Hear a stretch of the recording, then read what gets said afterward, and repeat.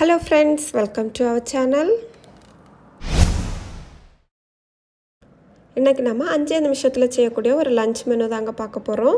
அவசரமா வெளிய கிளம்பணும் இல்ல வெளிய இருந்து வந்து அவசரமா லஞ்ச் ப்ரிப்பேர் பண்ணனும் அப்படினா இதை ஈஸியா செஞ்சிரலாம். 5 மினிட்ஸ்ல செஞ்சு முடிச்சிரலாங்க. ரொம்ப டேஸ்டாவும் இருக்கும். வாங்க எப்படி செய்யறது பார்க்கலாம். ஃபர்ஸ்ட் நாம கேரட் ரைஸ் ப்ரிப்பேர் பண்ண போறோம். அதுக்கு ஒரு பெரிய வெங்காயம் எடுத்து அதை சின்னதா கட் பண்ணி வச்சிருக்கேன். அது கூடவே 2 கேரட் இது மாதிரி துருவி எடுத்து வச்சுக்கலாம்.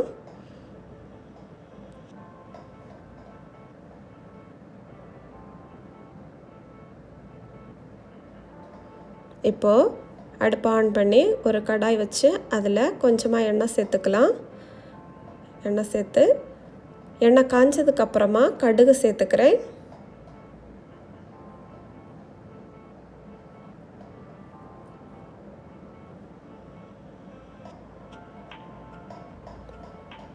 கடுகு நல்லா வெடிச்சதுக்கு அப்புறமா கொஞ்சமாக உளுத்தம் பருப்பு சேர்த்துக்கிறேன்.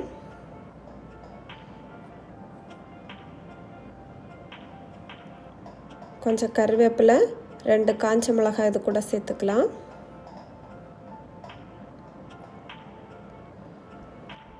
இப்போ இது கூட கொஞ்சமாக கேஷ்யூ நட்டும் ட்ரை கிரேப்ஸும் சேர்த்துக்கிறேன். நீங்கள் இதுக்கு பதிலாக நிலக்கடலை கூட சேர்த்துக்கலாம். உங்கள் குழந்தைங்களுக்கு எது விருப்பமோ அது சேர்த்துக்கோங்க.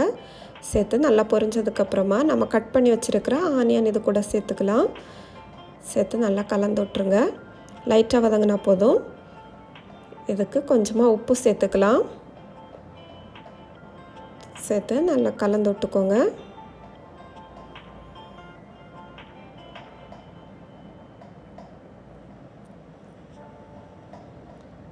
கொஞ்சமாக மஞ்சத்தூள் சேர்த்துக்கலாம்.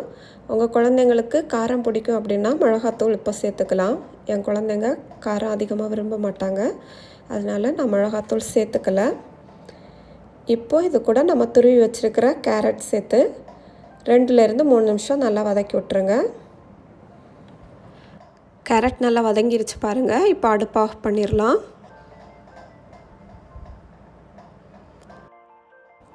நான் ஆல்ரெடி சாதம் வேக வச்சு எடுத்திருக்கேன். உப்பு போட்டு வேக வச்சுருக்கேன். இப்போ இது கூட நம்ம ரெடி பண்ண அந்த கேரட் மிக்ஸ் இருக்கு இல்லைங்களா, அதை இது கூட நல்லா மிக்ஸ் பண்ணி சேர்த்துக்கலாம். கொஞ்சம் ஜென்டிலாக மிக்ஸ் பண்ணுங்கள். சாதம் உடையாமல் அழகாக மிக்ஸ் பண்ணி விட்ருங்க.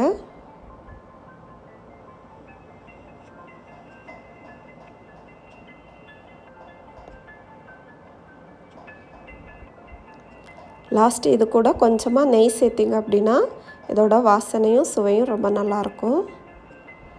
அவ்வளோதாங்க, நம்மளோட கேரட் ரைஸ் அழகாக ரெடி ஆயிடுச்சு. இப்போது எக்கு ரோஸ்ட் பண்ணி எடுத்துக்கலாம். அதுக்கு ஒரு பேனில் கொஞ்சமாக எண்ணெய் சேர்த்துக்கிறேன். அடுப்பு சிம்மில் வச்சுருங்க.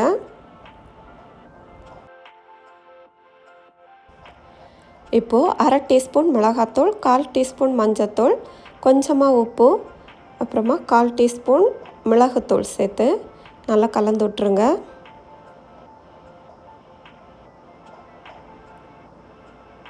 இது கூட ஆல்ரெடி வேக வச்சு 2ஆக கட் பண்ணால் முட்டை சேர்த்துக்கலாம். சேர்த்து 2 பக்கமுமாக திருப்பி போட்டு 1லேருந்து 2 நிமிஷம் லைட்டாக ரோஸ்ட் பண்ணி எடுத்திங்கன்னா நம்மளோட எக் ரோஸ்ட் ரெடி ஆயிடுச்சு. இப்போது வெங்காய தயிர் பச்சடி செஞ்சிடலாம். சின்னதாக கட் பண்ணால் வெங்காயமும் தயிரும் கொஞ்சமாக உப்பும் சேர்த்து மிக்ஸ் பண்ணிங்க அப்படின்னா நம்மளோட வெங்காய தயிர் பச்சடி ரெடி ஆயிடுச்சு. அவ்வளோதாங்க, 5 நிமிஷத்தில் நம்மளோட லஞ்ச் ரெடி ஆயிடுச்சு.